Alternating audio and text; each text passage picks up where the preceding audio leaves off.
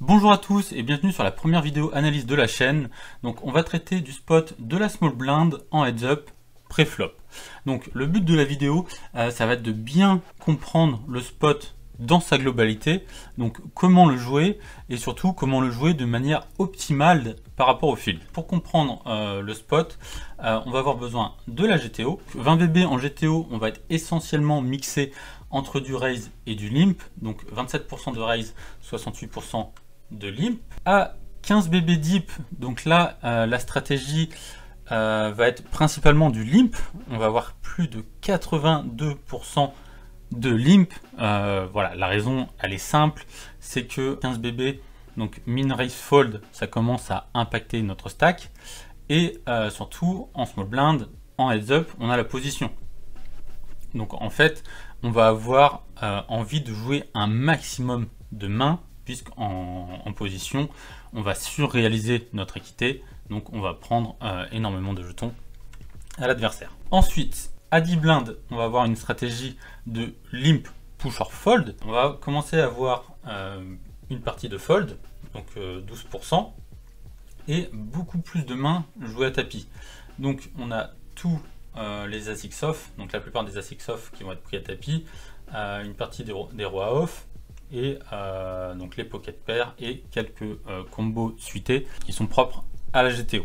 Donc on obtient quand même une main sur 4 qui va être lancée à tapis, et ensuite on est mixé entre du call et du fold, et 5 BB, donc là on est dans les stratégies pour short fold classique, donc on va avoir 70%, enfin 71,5 de all-in pour 28,5% de fold. Donc ça c'est la stratégie GTO, donc la stratégie théorique optimale qui est le plus intéressant.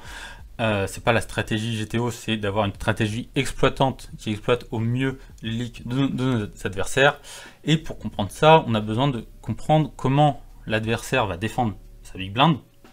Et pour comprendre comment l'adversaire défend sa big blind, on doit d'abord comprendre comment il est censé la jouer. Ça, ce sont les statistiques GTO et comment vilain doit se défendre face à un limp en GTO.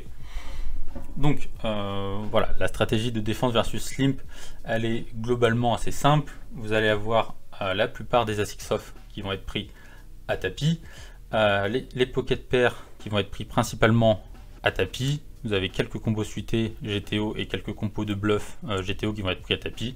Et sinon, vous avez du min raise avec vos mains fortes et quelques bluffs. Plus le stack va diminuer, plus on va avoir de mains qui seront jouées à tapis et de moins en moins de call.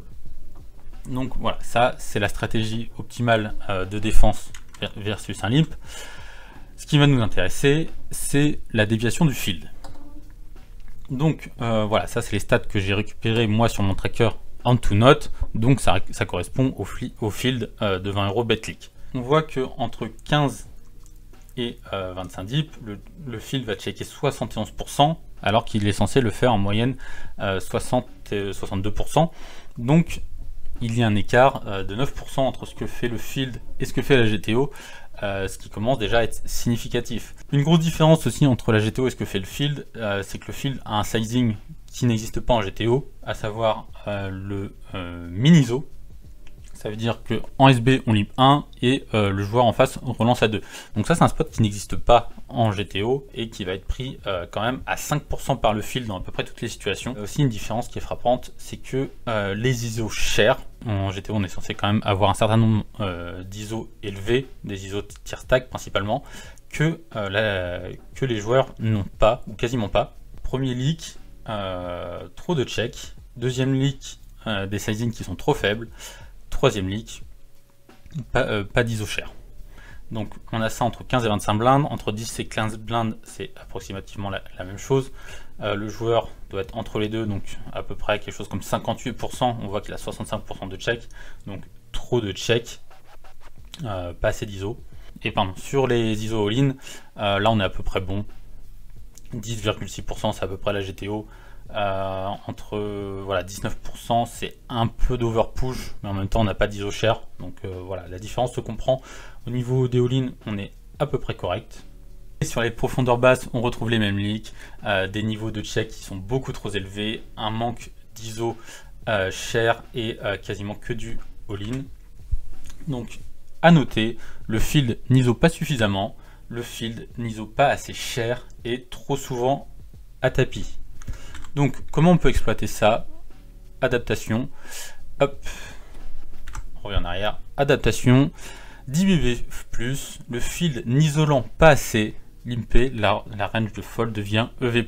Donc en fait, toute la range de fold qu'on avait 10 bb+ en GTO, on va pouvoir la prendre en limp, puisque le field ne se défend pas suffisamment, ou du moins de manière pas assez agressive.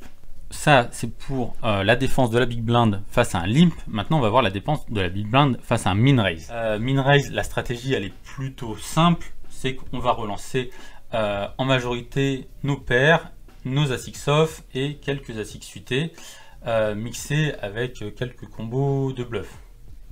Voilà, et plus notre stack devient petit, plus on va avoir de combos à all-in. Maintenant, le field.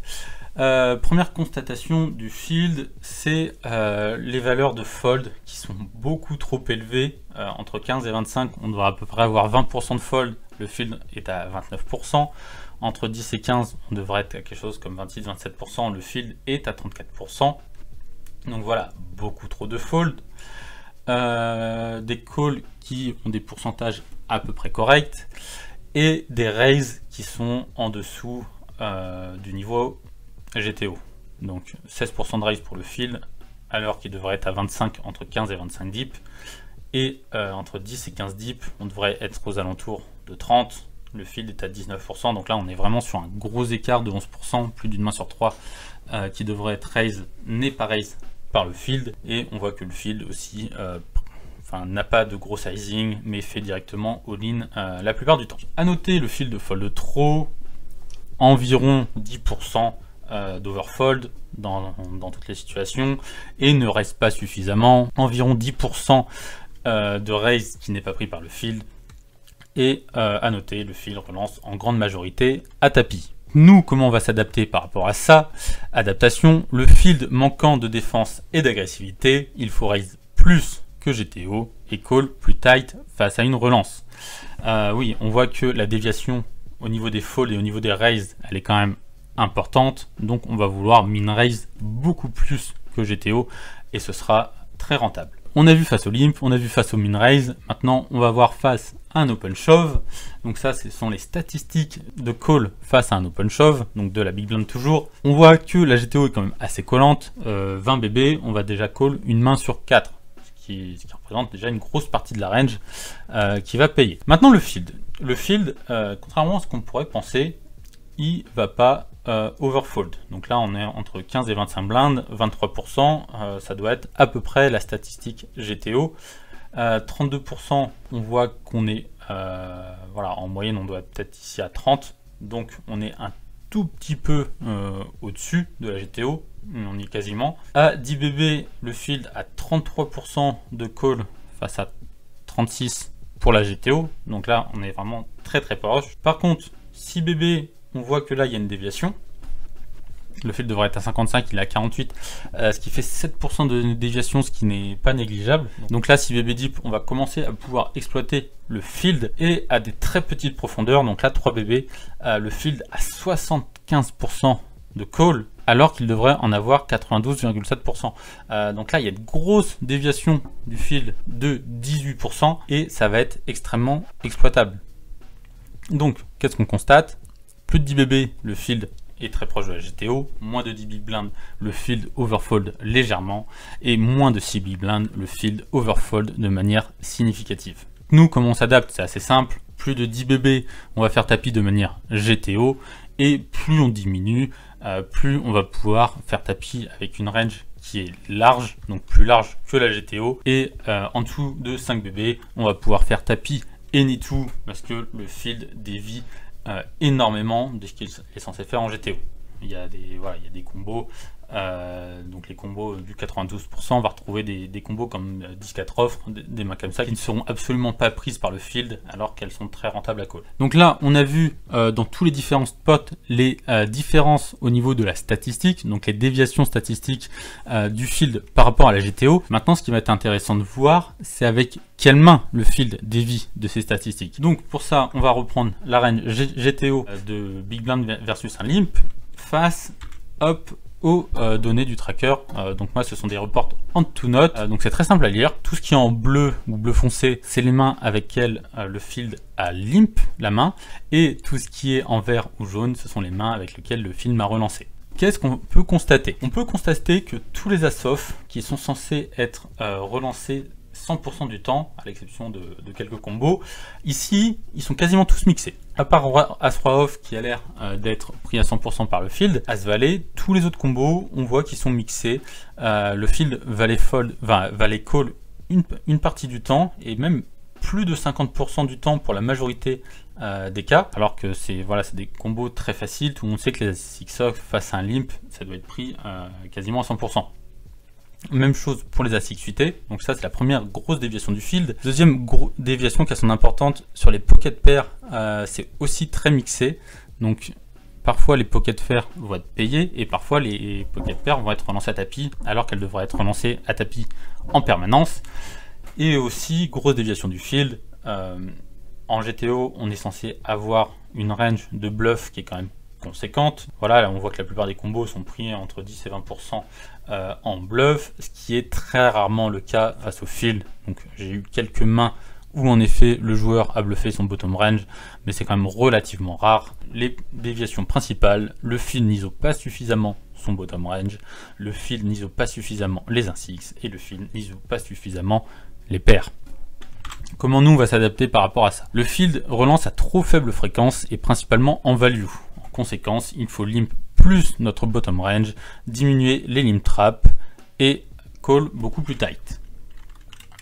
En effet, s'il manque autant de combos, le peu de fois où les joueurs nous relancent, on voit la partie verte, elle est quand même assez strong. Ça c'est la déviation du field face à un limp. Maintenant on va voir la déviation du field face à un min raise. Donc là ça manque un petit peu de sample, mais le sample est suffisant pour voir déjà des très grosses déviations du field. L'absence de As-6 off en dessous du As-Valet, ça veut dire que face à un min raise, une très petite partie du field va prendre des petits As à tapis, alors qu'il est censé quasiment tous les prendre. L'absence des pocket pairs et aussi l'absence tout simplement de bluff. Ici on a quasiment aucun bluff. Donc à noter, le field ISO beaucoup trop tight, il manque les As-10 off moins, ce qui correspond quand même à une très grosse partie de la range qui doit être relancée sur un min raise. Le field n'a quasiment aucun bluff, donc ça noter.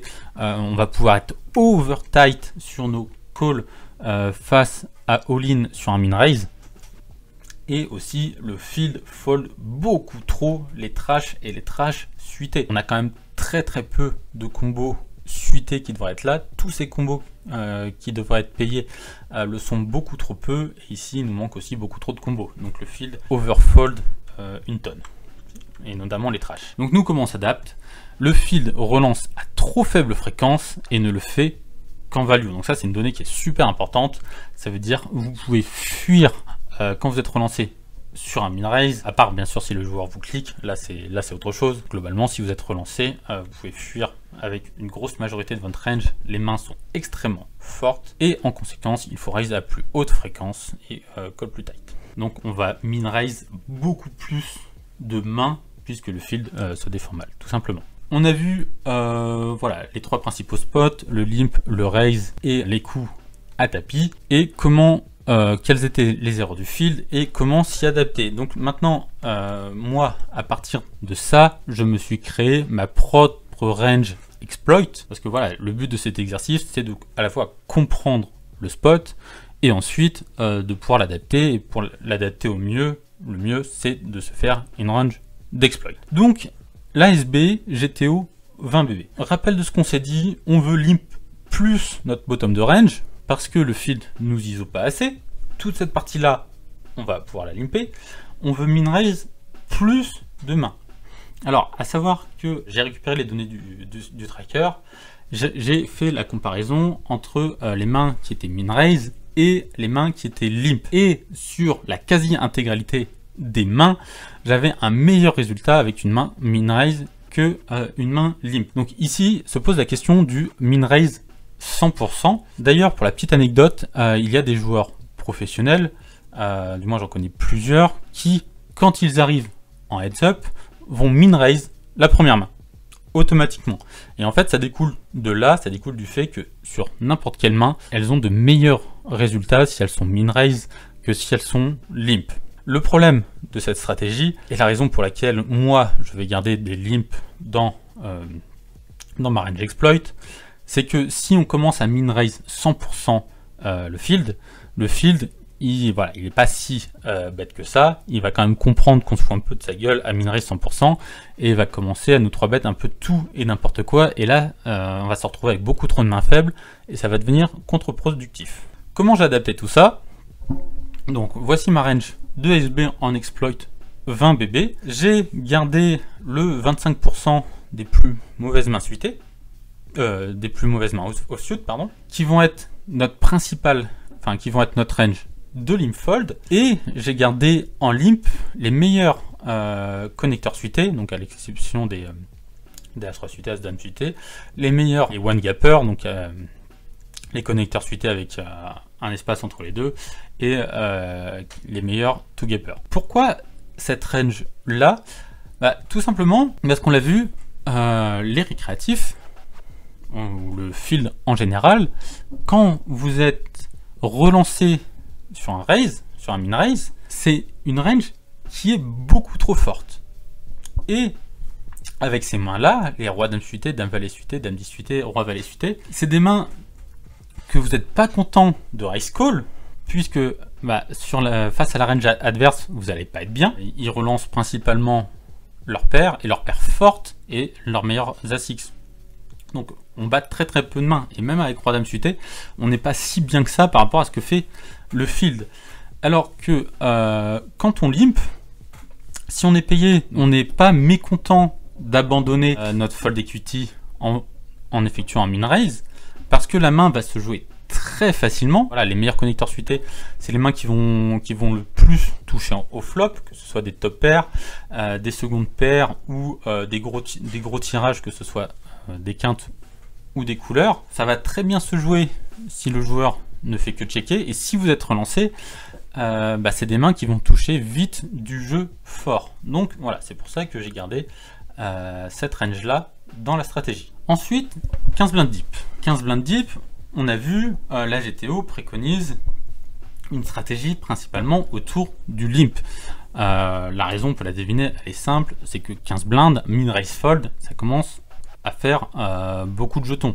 Ça doit faire quelque chose comme 15% des jetons. Donc on veut diminuer drastiquement les fois où on va raise fold, et ça passe par la suppression quasi intégrale du min raise.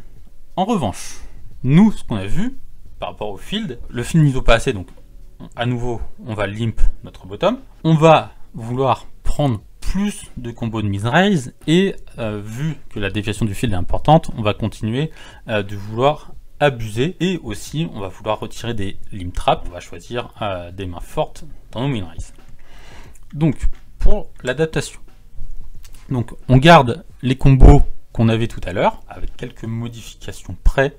Voilà, tous les combos qui sont mixés en GTO, à part roi 6 suité qui est un peu à part, mais sinon tous les combos, j'ai repris tous les combos GTO, il n'y a aucune raison de pas reprendre les combos de la GTO. J'ai mis quelques open shows supplémentaires, paire de 3, paire de 4, paire de 5, qui sont très durs à jouer. Voilà, si vous limpez paire de 4, que vous n'êtes pas relancé, c'est très dur à jouer post-flop, et comme on a vu que le field manquait d'ISO, vous allez trop peu pouvoir limp re-raise. Donc pour cette raison là, je préfère prendre les paires de 3, paires de 4, paires de 5 à tapis, et puis pour les autres paires, les prendre en min raise pour faire gonfler le pot et prendre la fold equity. Donc pour les combos qu'on va garder en call, j'ai gardé toujours notre range 25%, toujours nos connecteurs suités, et on va descendre dans les As-X suités et dans les rois suités qu'on va garder en limp. Pourquoi ces mains-là? Parce que, même chose, c'est pas des mains qu'on est content de min-raise fold, parce que ça nous fait fold beaucoup d'équité. Des mains comme As-6 suité, face à une range théorique, ça se débrouille quand même très bien. Face au field, ça se débrouille beaucoup moins bien, vu que le field est trop tight. Et quand vous allez limp call ces mains-là, c'est des mains qui font des nuts flush, et c'est des mains qui font des top pairs. Donc voilà, c'est pour ça que c'est ces combos qu'on va prendre principalement. On veut quand même diminuer notre range de min-raise, dévier un petit peu moins de la GTO, donc on va prendre plus de call dans notre range d'exploit 15 BB. 10 BB, donc c'est celle-ci. Donc ici on était sur une range de limp pour short fold. À nouveau, on veut plus de limp, moins de fold, puisque les déviations du field sont importantes. Donc ici on peut peut-être enlever 7 et 2, enfin garder 7 et 2, 4 et 2 en limp, enfin en fold, en open fold, mais globalement on peut prendre tous les combos au limp vu le manque d'agressivité du field. On veut un petit peu plus d'open shove puisqu'on a vu que 10 BB le field commençait à overfolder. On veut plus de min-raise. La GTO conseille pas d'avoir des min-raise, c'est compliqué de trouver des min-raise fold, mais encore une fois, voilà, c'est une stratégie exploitante. Donc, qui dit stratégie exploitante dit quasi intégralement contre récréatif, et donc récréatif ne va pas faire attention qu'on n'a pas de min-raise fold, ou du moins peu. Donc, on va pouvoir en remettre et diminuer les limp traps. Le field n'isolant pas assez, on n'a pas besoin d'avoir autant de mains en limp trap. Donc là, ça fait quand même beaucoup trop face à un field qui va être trop récréatif et à qui on va laisser beaucoup trop d'équité. Donc là, la range va être un petit peu différente. On retrouve toujours nos combos suités. Donc nos meilleurs, voilà, nos meilleurs combos suités. Donc les déviations, les lignes du bottom, on les récupère, plus d'open shove. Donc les combos que j'ai choisi les paires de 3, paires de 6. Pourquoi? À nouveau pour la même raison, c'est que le field ne relance pas suffisamment. Bah ces mains-là, pour moi, paire de 5, paire de 6, vu que le field ne va passer open shove, enfin nous ISO ou nous ISO all-in, autant les open shove que se retrouver dans un coup à tapis où il y aura 2 over 80% du temps et qui sera très compliqué à jouer.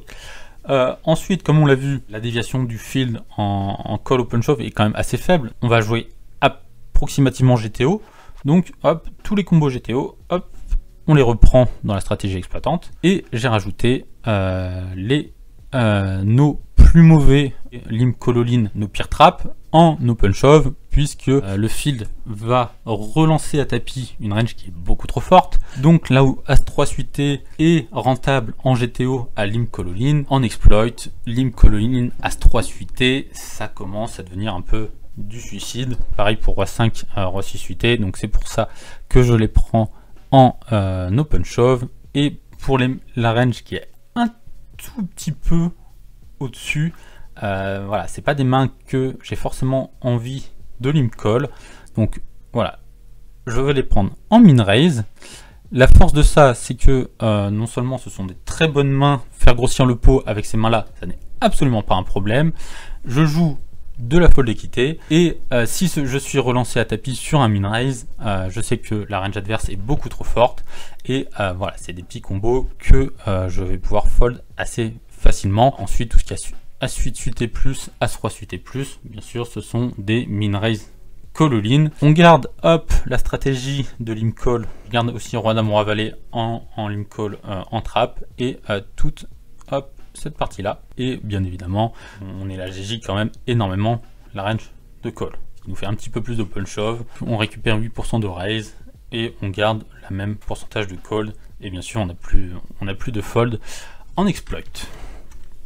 Maintenant As-6 BB, pour rappel, le field n'ISO toujours pas assez, même As-6 BB, donc plus de limp, plus d'open shove puisque le field dévie énormément à ces stack size là, et moins de limp trap, le field ne relance toujours pas assez. Donc comment ça se concrétise? J'ai mis la range de 48% de call dans Hold'em Ressources, qui m'a donné les mains avec lesquelles on pouvait faire tapis profitablement.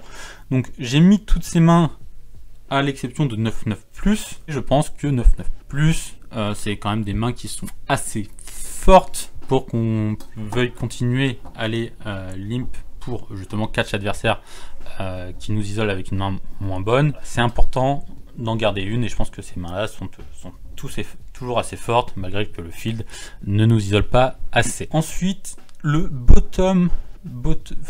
les meilleures mains de notre range de fold, donc le top de la range de fold, je l'ai repris en limp, justement pour profiter du fait que les adversaires soient trop passifs, et j'ai gardé une petite range de fold, voilà, vraiment les pires mains qui sont vraiment très difficiles à jouer post-flop en fold. Voilà, c'est tout pour cette première analyse. N'oubliez pas que toutes ces données ne sont pas forcément adaptées à vous, c'est par rapport à mon field, à moi, qui est le field des 20 € BetClick, qui joue un petit peu mieux que le field 2 € Winamax par exemple, où là par exemple vous allez avoir encore des plus grosses déviations, donc tout ce que j'ai dit va être amplifié, voilà, d'un field à l'autre ça peut être plus ou moins tight, mais globalement un récréatif étant un récréatif, les déviations on retrouve les mêmes un petit peu partout. Donc voilà, j'espère avoir des retours en commentaire si vous voyez des choses à changer, des axes d'amélioration, si ce type de contenu vous plaît. En tout cas moi je trouve ça super intéressant à faire, il y en aura plein d'autres sur la chaîne, et je vous dis à bientôt pour de prochaines vidéos. Allez, ciao!